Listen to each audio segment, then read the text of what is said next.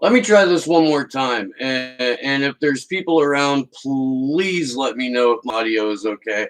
This happens from time to time when I stream on YouTube through the live webcam feature. At any rate, hopefully things are going well. My name is Steve Poikinen. This is Slow News Day, and I have breaking news for you guys. Is the sound all right, y'all? Okay, awesome. So, about 20 minutes ago, I uh, I I saw that Glenn Greenwald had tweeted this out. I'm gonna just go to Glenn's feed here real quick and read it off. Uh, the fuck. Do do do do do do do do do do. Where the fuck did it go? At any rate, before I get to it, the former president of Brazil, Lula, um, who, if you remember, was defeated in a questionable election by Jair Bolsonaro, who had unlimited support from the U.S. and is one of the more fascistic characters in South America these days. Um, Lula and his Workers' Party, this is per Glenn Greenwald, just demanded the immediate release of Julian Assange on the ground that his unjust imprisonment is an assault on the free press. Glenn goes on to say only in the US and UK is opposition to the Trump administration's persecution of Assange regarded as a right-wing cause. This is phenomenal. Um, Lula becomes now the second former president, Mexico's current president, just last week, also stood up and demanded the release of Julian Assange from Belmarsh prison and no extradition. Liam Brombeck in the chat, both Bernie and Corbyn both silent on Assange. We'll get to that in a minute. I don't have a lot of time with you guys right now. I have to pick up my youngest son from school here in about 20 minutes. But we can hang out until then, because holy fuck, we've got something to kind of celebrate. Like, this is seriously huge news. For Brazil is like the 9th or 10th largest economy in the world. They are no small player, and they are certainly a country where they're definitely the biggest player in South America, like by far, by far. Lula is beloved by much of the Brazilian population.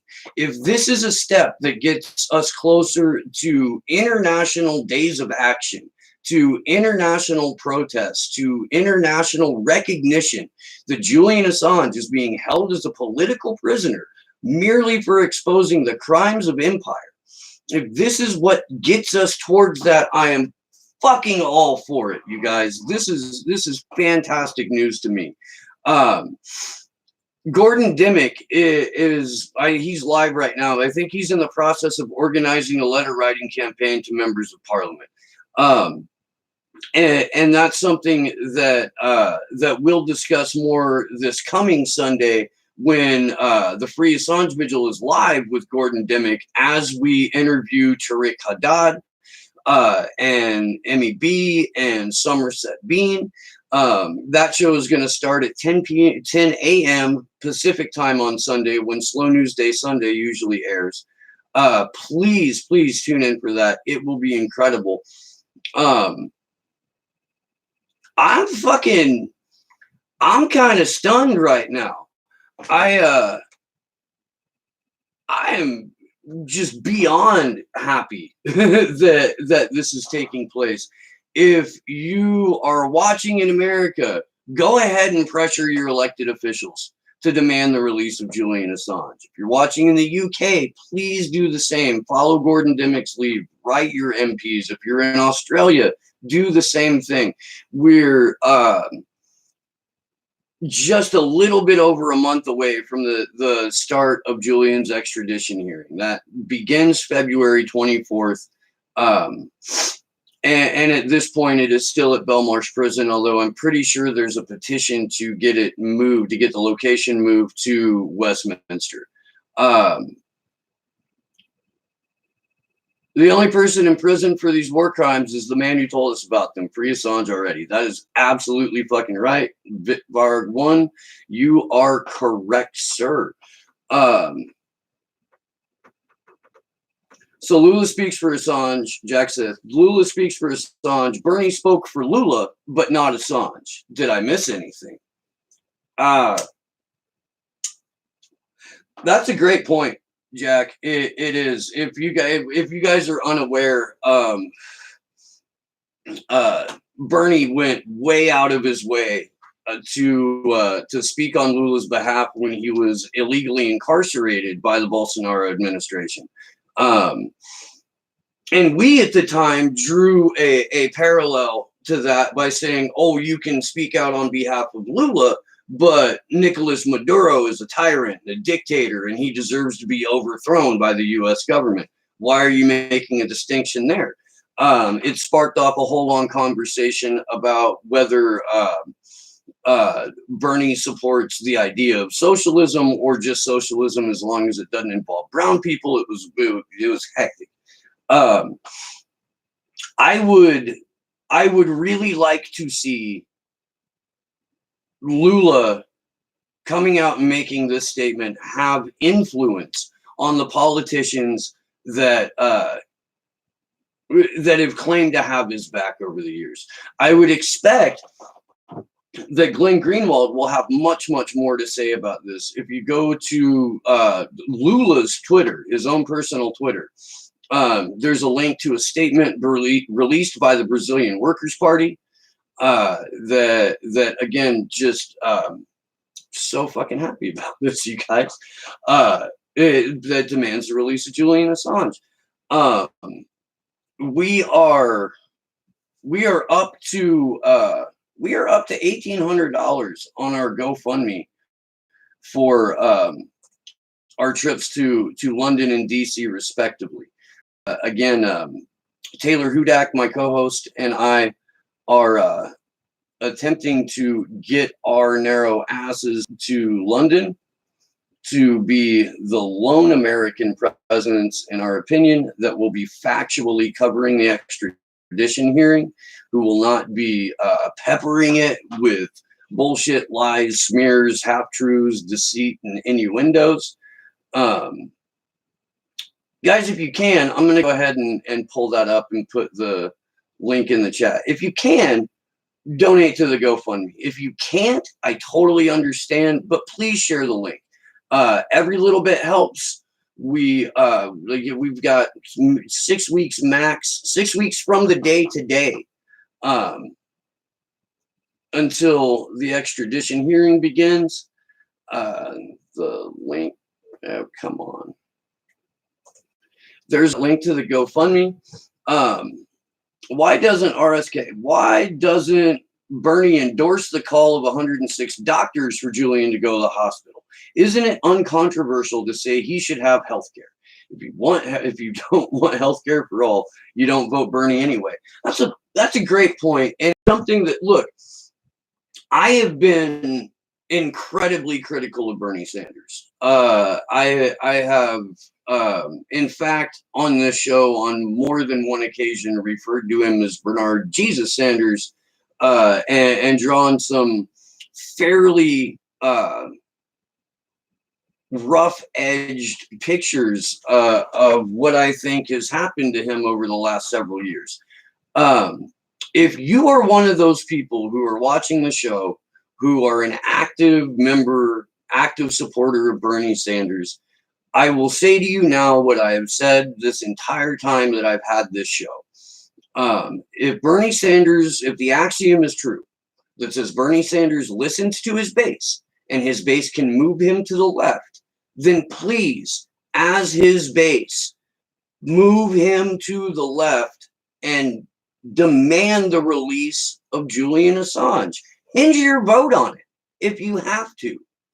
If a free press matters to you as much as healthcare, if a free press happens to matter to you as much as tuition-free college, please put pressure on him, not only to support Lula, whom he's already supported, but to support Lula in his decision to call for the release of Julian Assange. Kinky, the problem with Assange is that the MSM has effectively brainwashed our citizens, that Assange and WikiLeaks in cahoots with Putin to help let Trump.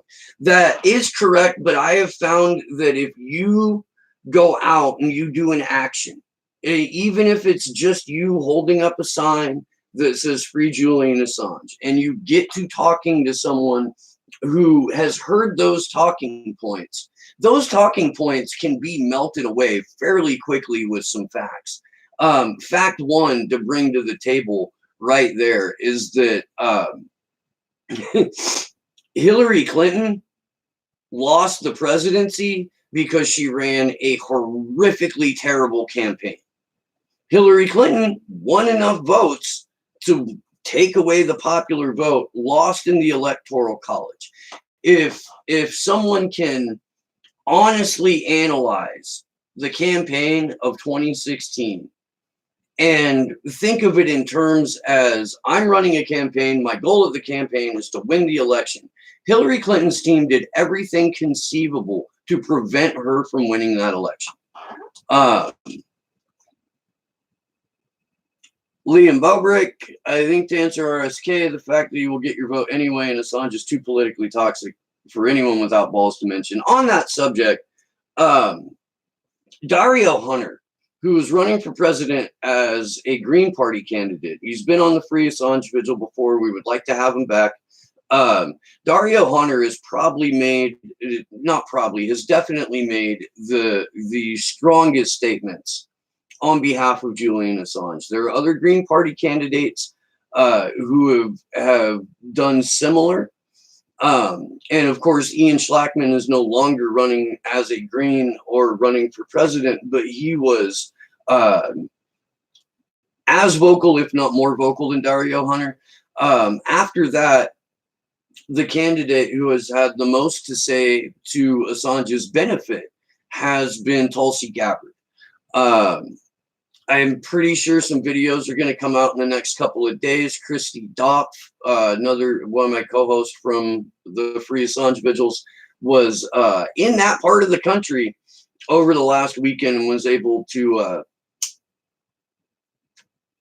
I believe she was able to talk to Tulsi Gabbard. She let her know about the events that we're planning for DC during the first week of extradition hearing in February. Obviously, Bernie's campaign vetted the Assange question and concluded that it was better to stay silent until after the convention in July. And that is a political calculation that I find criminal, because we don't know if Julian has till July. We don't know if Julian has to his hearing. That's why it's so vital that internationally recognized leaders like Lula, like Mexico's president, like Nils Melzer, why it's so vital that they stand up and say something right the fuck now. I just want to implore anyone who's watching this that is, even if you're just on calls with Bernie's campaign team, if you're part of any of the national organizing efforts, please don't let this become a political calculation that dies on the table, never gets brought up, never gets mentioned, because Bernie Sanders was aware or was afraid of the political fallout. Bernie Sanders has, part of his mystique, part of his attraction is that for every wrong decision government is made, there's a video of Bernie Sanders standing on the floor of the House or standing on the floor of the Senate, railing against the opposite of it. This is no fucking different, you guys. None. There is zero difference between a horrendously wrong decision by the US government 15, 20, 30 years ago and this decision now. The only distinction is that there's video of Bernie Sanders saying and doing the right things. Then there is no video of Bernie Sanders saying or doing the right thing on this particular issue. And it's not just Bernie Sanders. Kinky raised a good point. The campaign team vetted the Assange question and decided to hold their fucking breath. Look, this includes Bree Gray. This includes David Sirota. This includes Fee Shakir. This includes a lot of people with backgrounds in independent journalism who have previously spoken out in support of Julian Assange. But the moment they come on his campaign team, everyone is mute. I wish it wasn't like that. Again, I can only ask that if you're connected to the campaign at all, even on a volunteer basis, or even as a tangential supporter, please put pressure on the campaign to join in with other world leaders, with doctors, with lawyers, with journalists, with artists who have all come together in the last months and years to stand up for Julian Assange. What hadn't you heard, Kelly? One more time. I'm not following.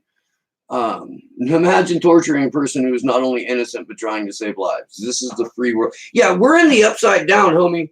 We are. We live in a fucking cartoon.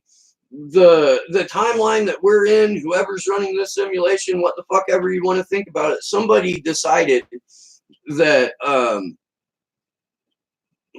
the rightward shift in the American political sphere was going to lead us to a point to where in 2016 we had a woman presidential candidate who had wondered out loud if we couldn't just drone strike Julian Assange, who was, screamed on stage, single payer will never ever happen. The February hearing has been put off. Julian's has? Where is that? I would like to see that.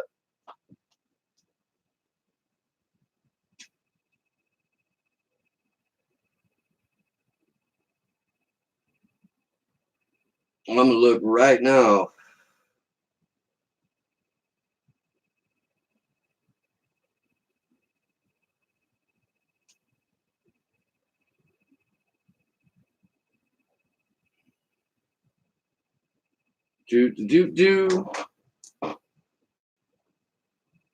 Prison is the only place for a just person in an unjust world. Yeah,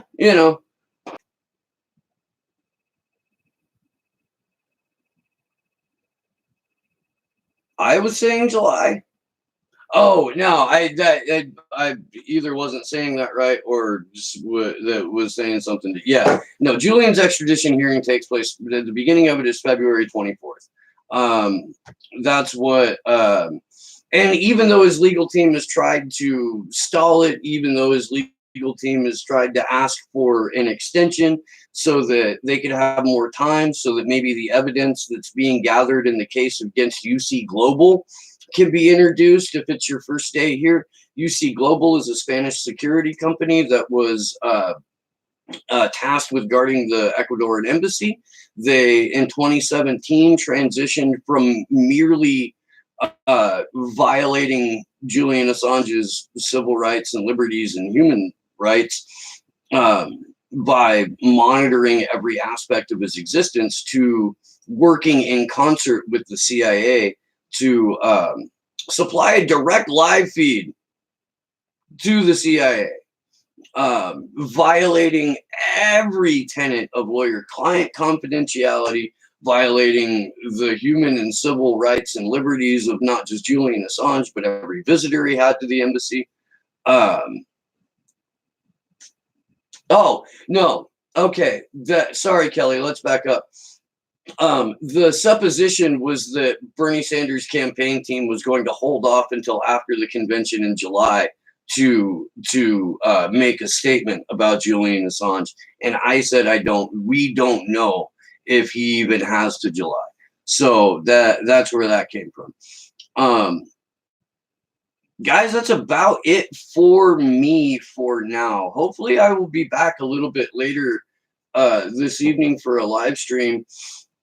I have to go pick up a first grader. Yeah, this is good shit. It is. I hope it continues. I hope more and more current and former leaders of nations stand up to support Julian Assange. Um, the next 6 weeks are going to be absolutely critical in terms of support. Um, let's Oh, and there's a couple of things that you should be looking for. Christy and Andrew from the Free Assange Vigil series were at the RT studios this morning. They taped an episode of Redacted VIP with Lee Camp just a few hours ago. I believe those air Wednesday or Thursday. So please look out for that. I was interviewed by Scott Bixby from the Daily Beast earlier. He's putting together an article about the concept that Pete Buttigieg is a CIA Democrat. It'll be interesting to see how the article shapes up. I don't know a lot about Scott.